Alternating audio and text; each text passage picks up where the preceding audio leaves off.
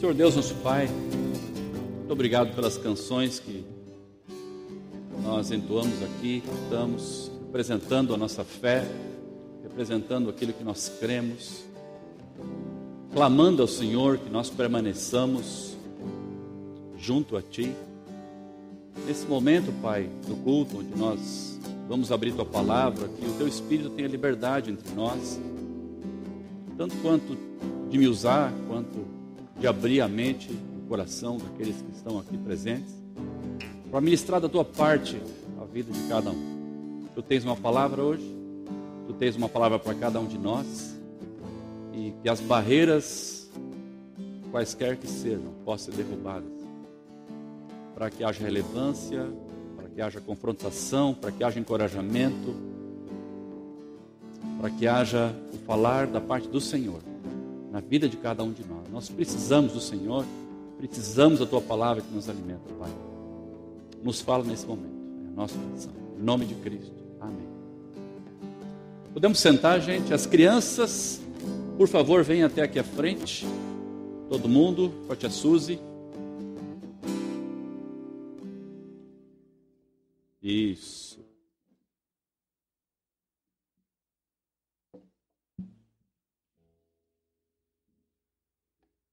Isso.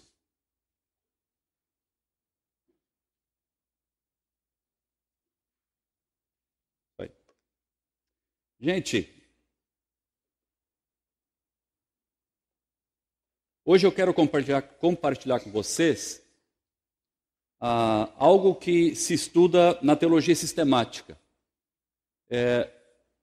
Teologia sistemática é a tentativa de entender a Bíblia, entender os princípios de Deus, todo o preceito de Deus, olhando para toda a Bíblia e tentando entender o que a Bíblia fala a respeito de determinado assunto.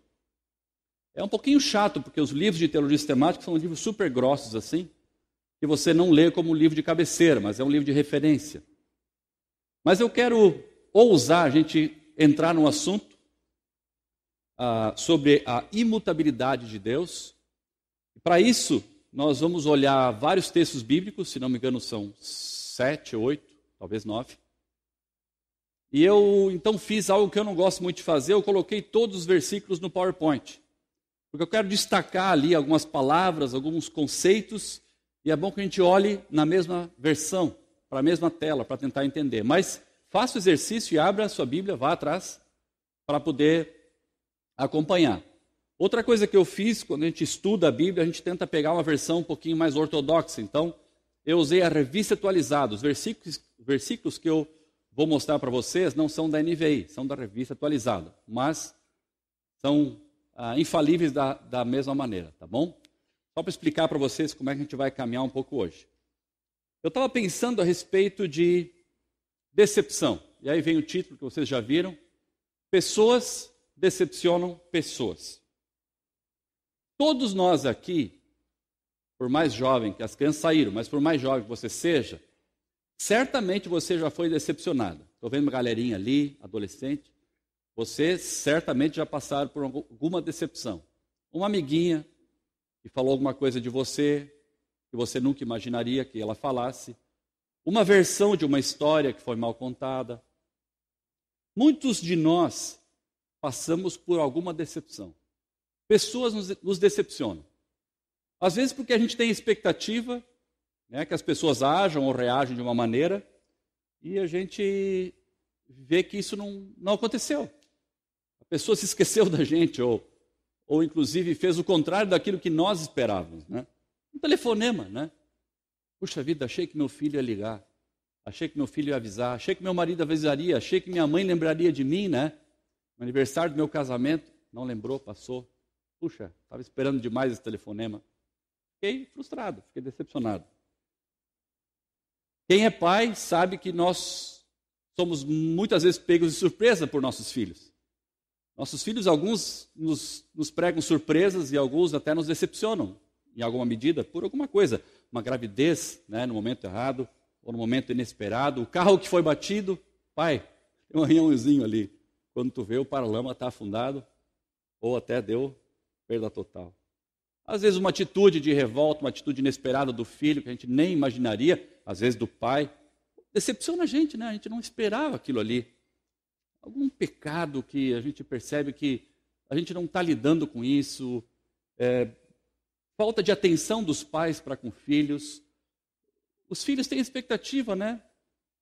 Dos pais influenciá-los e conversando com alguns jovens, os jovens às vezes dizem assim, puxa, meu pai nunca sentou para bater um papo comigo, nunca conversou, eu até já tentei, sento no sofá com ele, mas é muito grande, né, o clamor de um jovem que espera do seu pai, da sua mãe, ou às vezes de uma pessoa mais velha, mais madura espiritualmente, uma palavra, um incentivo, mas dos pais, né? Então, tem filhos que são decepcionados, calúnia, traição, enfim, da mais simples até a mais complexa, todos nós, de certa forma, já sofremos e passamos por decepção. E como isso nos pega? Como isso nos bota para baixo? Como isso nos entristece? Como isso nos desanima? Mas isso faz parte da vida. Eu estava pensando sobre esse tema quando me ocorreu sobre a questão da imutabilidade de Deus. Quer dizer o quê? Deus não muda. Deus é o mesmo ontem, como diz no versículo, é hoje e sempre será. Pessoas mudam. Deus não muda. Pessoas acordam com mau humor. Deus não acorda com mau humor, porque Deus não dorme. Pessoas sentem dor e reagem de maneiras diferentes a essa dor. Deus não sente dor. Deus não é uma pessoa que está suscetível aos sentimentos que nós temos, aos infortúnios que nós temos no dia a dia. Deus não muda. Por isso, Deus é alguém em que nós podemos confiar sempre, embora você possa ter tido a pior decepção na sua vida. Deus não muda. E Ele não vai te decepcionar. Então eu queria olhar essas duas verdades. A decepção que nós encontramos nas pessoas, mais cedo ou mais tarde, numa medida ou noutra, já enfrentamos e enfrentaremos novamente. E essa doutrina que é um atributo de Deus, que fala sobre a imutabilidade de Deus. Eu quero que você passeie comigo alguns versículos, para a gente aprender um pouquinho sobre esse conceito de Deus que não muda. Em Salmo 102, 27, nós vamos encontrar a seguinte palavra ali. Tu, porém, és sempre o mesmo, e os teus anos jamais terão fim. Ali nós estamos vendo que Deus é imutável na pessoa dele. Ele é imutável em seu ser. E esse primeiro versículo que nós estamos vendo aqui, ele mostra que ele é o sempre mesmo. Não tem mudança. Ele é igual. Ele é continuamente igual. Especialmente nesse versículo, na segunda parte, ele diz assim, os teus anos jamais terão fim. Ele aponta para um Deus que é eterno. Aponta para um Deus que não vive no tempo como nós vivemos, suscetíveis aos problemas do dia a dia, suscetíveis às complicações do dia a dia. Deus é além do tempo. Deus não está no tempo. Deus enviou seu Filho, Jesus entrou no tempo para poder interagir com a gente, para poder trazer salvação, para lembrar da gente que Deus é um Deus real e é para valer. Jesus entrou no tempo. Deus não vive no tempo. Deus vive na eternidade. Ele é um Deus eterno. Ele é um Deus que sempre existiu. Então, Ele sempre é o mesmo. Davi fala isso em Salmos. Outro versículo que fala a respeito da imutabilidade de Deus, do ser de Deus que é imutável, é Malaquias 3,6, que diz assim, porque eu, o Senhor, não mudo. Por isso vós, ó filhos de Jacó, não sois consumidos. Isso é o próprio Deus falando para Israel, para o povo de Israel. E o destaque que eu quero fazer é porque eu, o Senhor, não mudo. No versículo anterior, era o profeta falando a respeito de Deus. Nesse versículo nós temos o próprio Deus afirmando, eu não mudo. Deus está dizendo essas palavras. Eu não mudo. Porque eu, Senhor, não mudo. Por isso vós, os filhos de Jacó, não sois consumidos. Porque se ele olhasse a circunstância daquele povo, naquele momento, se Deus olhasse e avaliasse o que o povo estava fazendo, provavelmente eles seriam consumidos. Mas havia uma promessa de Deus sobre a vida deles, e por isso, Deus diz assim, eu não vou mudar aquilo que eu prometi. Mas esse versículo aponta de novo para a pessoa de Deus, mostrando que Deus não muda. Não há sombra de dúvida, de mudança na vida dele. No Novo Testamento nós temos um versículo também, que aponta para esse atributo da imutabilidade de Deus, que é Tiago 1, versículo 17. Toda boa dádiva e todo dom perfeito são lá do alto, descendo do Pai das luzes, em quem não pode existir variação ou sombra de mudança. E o destaque aqui está em quem não pode existir variação ou sombra de mudança. Não há nada que aponte que Deus muda de ideia. Não há nada que nos mostre na Bíblia que Deus muda seu jeito de agir. Muito pelo contrário. O Deus que nós buscamos, que nós adoramos aqui, o Espírito Santo que habita em todos aqueles que se arrependeram e confessaram Jesus como Senhor, é um Deus que não muda. Ele em si, a pessoa dele é igual, é constante, é permanente. Por isso que várias vezes o salmista olha e compara Deus com o quê? É difícil, né? Comparar com o quê? Compara com uma rocha. Uma rocha. A rocha, ela está ali. Ela é grande, ela é consistente, ela é sólida, ela é impenetrável, ela é intransponível, ela é intransportável. É a rocha. Voltando de Curitiba com a Suzy, aliás, indo para Curitiba com a Suzy, nós passamos uma praia de Cabeçudas, em Itajaí, que nós, como crianças, fazíamos férias lá. Nós vimos 3 famílias, a família do Jorge, da Betinha, do Werner, da Ângela, meu pai e minha mãe, na mesma casa. Eu tinha 12, 11, 13 anos. Várias memórias daquelas férias. Eu entrei naquela praia assim, parece que o HD rodou lá para trás, assim, sabe? Veio várias ideias, memórias boas daquelas férias. Uma característica daquela praia, que eu curtia muito, é que aquela praia tem umas rochas petrificadas que elas estão para dentro do mar, assim. É como se tivesse caído uma árvore, porque você vê o veio da árvore assim, né? E a pedra está rachada, ela está petrificada. E depois eu fiz a conta, 33 anos eu passei ali, e aquelas rochas estão iguais. Eu lembrei de onde eu pescava, eu me lembrei de onde eu me atirava para o mar, de cima da pedra. Está igual. A cidade mudou, né? As casas mudaram, mas o mar está igual. Eu levei vários tombos com a Rebeca ali, mas a rocha, ela não mudou. Deus é como rocha. Várias vezes o salmista, ele compara o Senhor como uma rocha. Ele não muda. Não há sombra de variação ou sombra de mudança. É o mesmo Deus. Então, na pessoa dele, no ser dele, ele não muda. É difícil de entender, né, gente?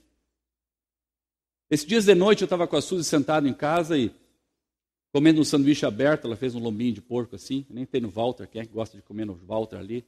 Um sanduíche aberto com um pãozinho preto, um molinho do lombo de porco assim, um pedacinho de porco. Daí vem tomate, vem pepino, vem... Está me dando água na boca. Cebolinha. Coisas azedinhas, né? Andreas, quer experimentar? Eu não. É azedo. Eu estava conversando com ele, desculpa, em casa eu pago o pedágio. Estava conversando com ele como a gente muda, né? Eu gostava tanto de coisa doce quando eu era mais jovem, e agora o meu paladar tem mudado com os anos. Eu tenho curtido coisas que olhava para o meu pai e dizia, como é que pode comer esse negócio? É horrível, né? Hoje me apetece. Hoje eu tenho vontade de comer. Nós mudamos com o tempo. Nós mudamos. Nossa personalidade muda. E é difícil para a gente que é tão suscetível a mudanças entender, né? Que existe Deus, uma pessoa que não muda. Essa palavra de Tiago é maravilhosa, né? Não pode existir variação de mudança. E ele atrela essa continuidade da personalidade de Deus a toda boa dádiva, a todo dom perfeito, a tudo que vem de bom, vem de Deus. Vem de Deus. Por isso que eu quero falar agora sobre como isso se aplica. Se Deus é imutável, como que isso se aplica na nossa vida? Deus não muda nem na sua vontade, nem nos seus planos, como nós vimos ali em Tiago. Os planos de Deus são perfeitos, porque Deus também é perfeito. Deus não é um Deus imperfeito. Deus não muda. Ele é sempre constante. Embora, se você olhar para o livro de Jonas, você vai perceber que parece que Deus mudou. Se tu observar ali, Deus tinha um plano de destruir Nínive, não é? E Deus voltou atrás, não destruiu Nínive. Como assim? Se Deus é imutável, então tem um erro na Bíblia. Não, não é um erro na Bíblia. Nínive, de certa forma, foi destruída no ano 612 a.C., 150 anos depois de Jonas ter ido pregar lá. Você olhar o livro de Naum, você vai ver Nínive sendo destruída.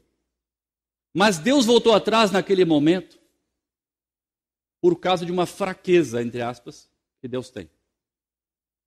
Deus olhou Nínive, Deus olhou a incredulidade no coração daquele povo, Deus olhou a idolatria no coração daqueles ninivitas, e Deus mandou Jonas pregar arrependimento, porque o juízo viria. O que aconteceu com Nínive? Nínive se arrependeu. O rei se arrependeu, o povo se arrependeu, e até os animais jejuaram, diz a palavra de Deus. E diante de um coração arrependido, contrito, Deus dá um passo para trás, dizendo, ok, ele entendeu o meu plano. Eu vou te receber, filho. Vem, vamos caminhar juntos. Então, se há um ponto fraco, entre aspas, né, no coração de Deus, é quando ele enxerga alguém verdadeiramente arrependido. E aí Deus dá um passo para trás e diz assim, ok, vou te dar mais uma chance. Vamos andar juntos? Deus nos convida. Mas a história mostra que Nínive tomou um passo, mas um passo não sério. Porque a próxima geração, ou 2, 3 gerações depois, Nínive já foi destruída. Eu quero olhar com você agora um pouquinho como que o ser imutável de Deus trabalha com aquilo que é o propósito dele. Se concilia com aquilo que é o plano dele na nossa vida. Se concilia com aquilo que é o decreto dele, aquilo que ele estabeleceu para cada um de nós. Eu quero que você abra sua Bíblia comigo para 1 Samuel, versículo 15, versículo 19, onde diz assim, também a glória de Israel não mente, nem se arrepende, porquanto não é homem para que se arrependa. Não é homem para que se arrependa. Deus não se arrependeu de ter feito o homem em Gênesis 6. O que aconteceu foi que Deus se entristeceu profundamente. Há uma versão que Deus se arrependeu, né, de ter feito o homem. A tradução não é a mais adequada. Deus se entristeceu profundamente em Gênesis 6 porque viu que o coração do homem era sempre e constantemente, reiteradamente voltado para o mal. Isso entristeceu o coração de Deus. Como nós vimos agora no livro de Jonas, Deus deu um tempo A misericórdia dele falou mais alto. Ele disse assim, ok, não vou destruir vocês, porque Deus não se arrepende. Arrependimento é algo inerente à existência humana. Tem a ver conosco, comigo e contigo. Porque arrependimento tem a ver com a descoberta de algo errado que eu fiz, de algo impróprio que eu fiz, de algo pecaminoso que eu fiz. Deus não peca. Ele não é homem. Então, nosso Deus é um Senhor que vive fora do tempo e ele não é homem. Então, ele não tem como se arrepender. Porque os propósitos dele são perfeitos. Jó 23:13 diz assim: mas se ele resolveu alguma coisa, quem o pode dissuadir? O que ele deseja, isso fará. Jó é um homem que foi elogiado por Deus. No primeiro capítulo você vê Deus elogiando esse homem como um homem justo, um homem que amava Deus, um homem temente a Deus, um homem que tinha uma intimidade com Deus, um homem que conhecia o caráter de Deus. E esse homem declara: o que Deus deseja, isso também ele fará. Não tem dúvida sobre qualquer promessa de Deus na sua palavra. Aquilo que está exposto aqui, Deus vai fazer. Ele não vai mudar. Ele não vai se arrepender de ter prometido algo para você, algo para nós, algo para a sua igreja, algo para a sua vida, que ele não vai cumprir. Ele vai cumprir. Ele não vai mudar de ideia. Ele fará. Então Deus, ele é imutável também nos seus decretos, ele é imutável naquilo que ele planejou, ele é imutável nos seus propósitos, ele é imutável no plano que ele tem para a nossa vida, para a vida da igreja. E ele age com paciência, ele age com correção, ele age com instrução, ele age com encorajamento, mas ele estabelece os planos dele. Eu quero olhar com você agora a palavra do sábio, Salomão, Provérbios 19:21. Muitos propósitos, diz ali, há no coração do homem, mas o desígnio do Senhor permanecerá. Coloquei esse versículo aqui, porque aqui nós vemos esse entrelaçamento nesse versículo, daquilo que nós planejamos, daquilo que nós sonhamos, daquilo que nós desejamos, daquilo para o qual nós vivemos, se relacionando com os decretos de Deus, os planos de Deus na sua vida e na minha vida. Muitos propósitos há no coração do homem. Nos meus há muitos propósitos. Eu queria fazer muita coisa. Tenho muitos planos. Mas o desígnio de Deus vai permanecer para a minha vida. Se Jesus deixasse, eu ia tentar escalar o Everest também. Mas os desígnios de Deus vão permanecer. O que você planeja para a sua vida? Fecha com o que Deus quer? Como é que você tem planejado? Sem consultar? Vai perder energia. Vai perder força. Porque aquilo que Deus tem para a sua vida vai permanecer. E se você não estiver de acordo, em harmonia com aquilo que Deus está planejando, você vai ter que voltar atrás. Voltar lá onde você parou, de caminhar com Deus e recomeçar. Gosto dessa palavra porque ela une, então, a vontade de Deus e a pretensa vontade do coração do homem, achando que controla a sua vida, os seus negócios, a sua família, a sua existência. Muito legal. Deus é imutável em seu ser, Deus é imutável nos seus decretos. Esse versículo de Isaías 46 é um versículo longo, por isso eu coloquei só o finalzinho do versículo, onde diz assim: o meu conselho permanecerá de pé, farei toda a minha vontade. O meu propósito, o meu decreto, o meu conselho, aquilo que eu prometi, eu vou cumprir. Tudo. Tintim por tintim. Promessa por promessa. O que eu falei, eu vou cumprir.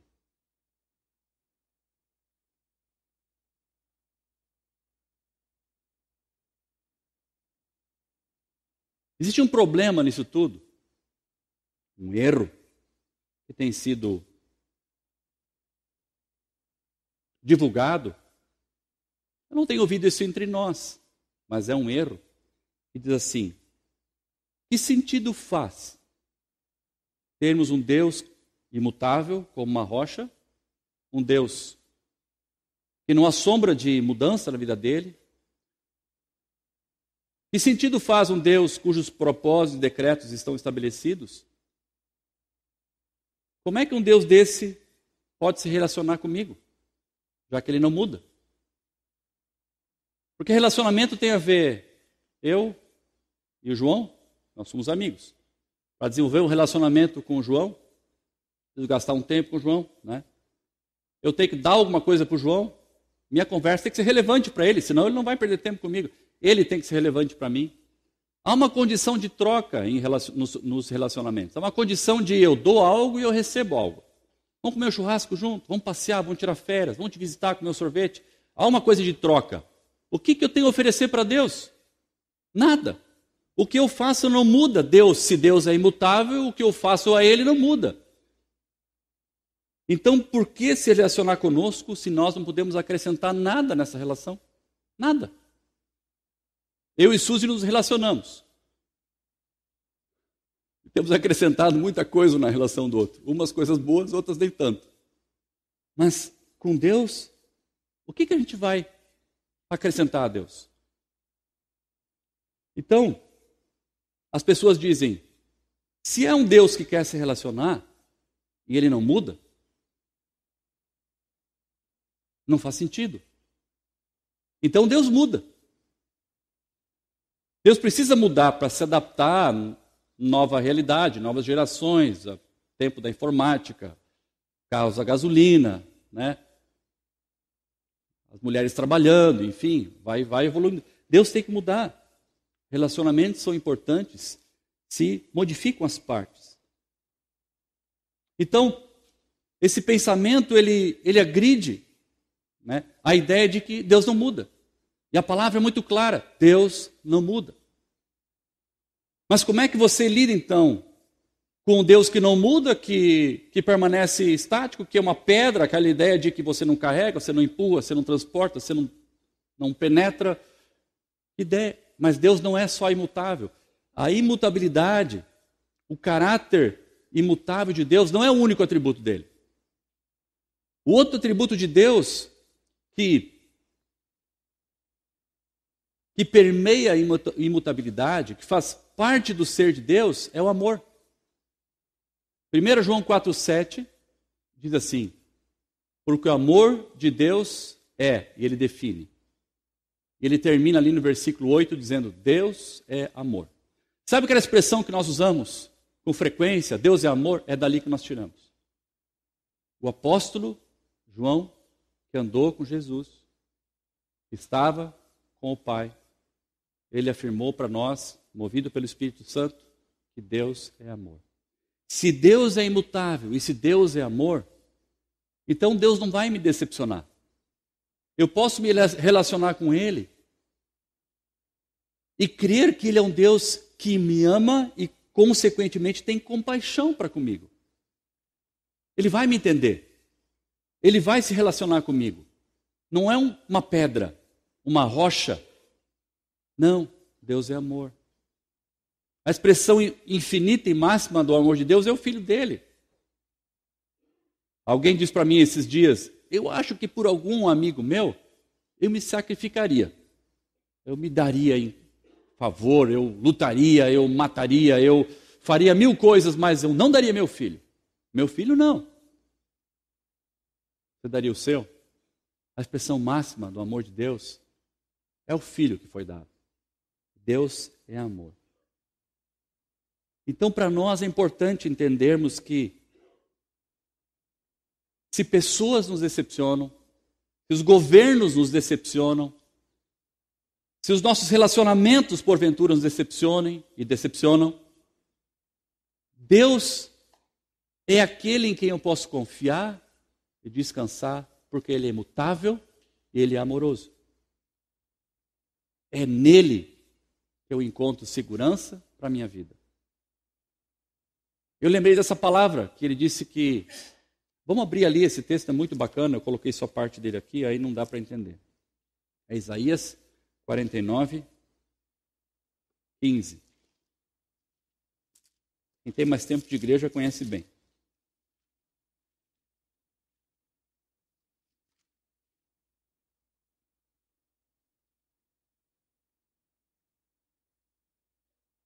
Na NVI diz assim: haverá mãe que possa esquecer seu bebê, que ainda mama, e não ter compaixão do filho que gerou? Imagina a figura.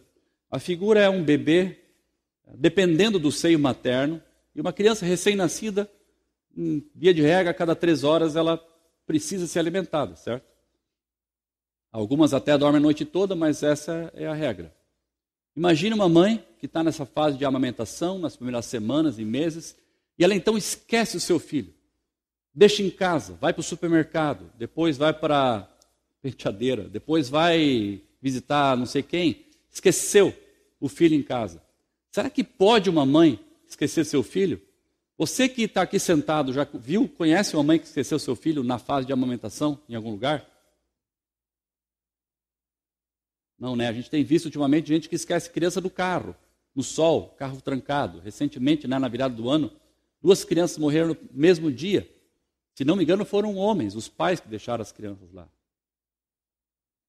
Mas uma mãe amamentando, será que ela poderia se esquecer do seu filho? A palavra diz assim: ainda que ela possa esquecê-lo. Deus diz assim: sim, pode ser que haja uma mãe que esqueça do seu filho. Mas ainda que esta se esquece, diz a revista atualizada, está projetado ali: eu, todavia, não me esquecerei de ti. Para mim, esse versículo demonstra esse conceito de imutabilidade de Deus. Deus é o mesmo, Deus permanece, e o amor de Deus, demonstrado na palavra, ainda que, eu não. Ainda que alguma coisa ocorra na tua vida, querido, eu não vou esquecer. Eu estou contigo. Eu estou contigo. Então essa palavra mostra para mim, e prova para mim, e consola o meu coração, que Deus é imutável e também amoroso. Posso confiar. Quais as implicações disso para a minha vida? Que implicações isso traz para nosso dia a dia? Isso aqui não é conclusivo e nem exaustivo, é só uma ideia para a gente sair daqui pensando a respeito disso. Embora na nossa cultura, especialmente brasileira, o que os outros pensam sobre mim é muito importante, né? A gente quer se dar bem com todo mundo, a gente quer ter simpatia de todos. Nós não vamos conseguir ter a simpatia de todos. Até porque algumas pessoas vão decepcionar a gente. E o meu significado, a base da minha existência, a minha personalidade, não pode estar baseada na reputação só que os outros atribuem a meu respeito. Embora isso seja importante, ter boa reputação. Mas se você perdesse todos os seus amigos, como Jó perdeu, todos os seus bens, como Jó perdeu, a sua esposa, como Jó perdeu, o seu significado, quem você é, não muda. E você foi comprado por um alto preço. Não pelo que os outros dizem que você é. Importa menos o que os outros dizem de você do que Deus diz de você. Isso é uma implicação que tem a ver com a imutabilidade e o amor de Deus. Outra situação, outra implicação é que quando nós perdemos o controle, Deus não perdeu o controle. Deus continua no controle. Deus não esqueceu de você. Deus não te abandonou.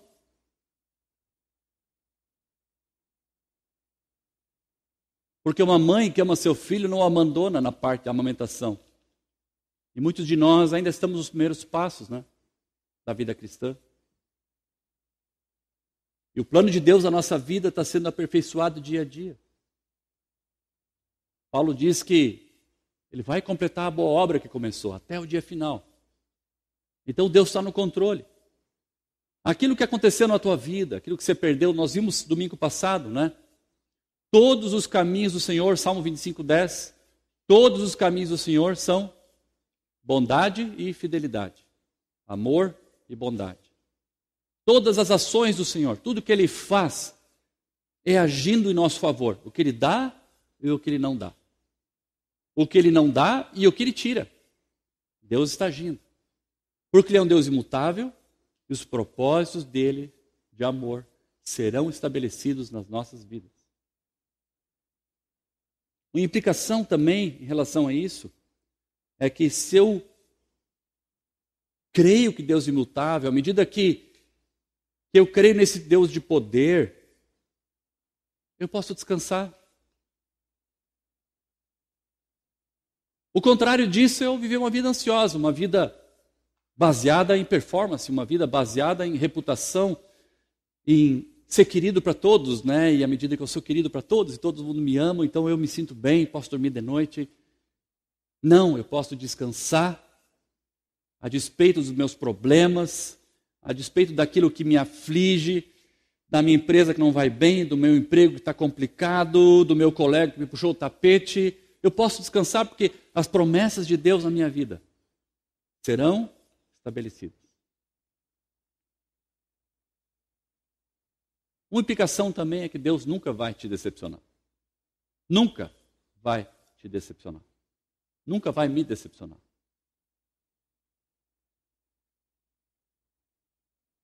Pessoas nos decepcionam. Igreja nos decepciona. Os familiares nos decepcionam. Irmãos, então, né?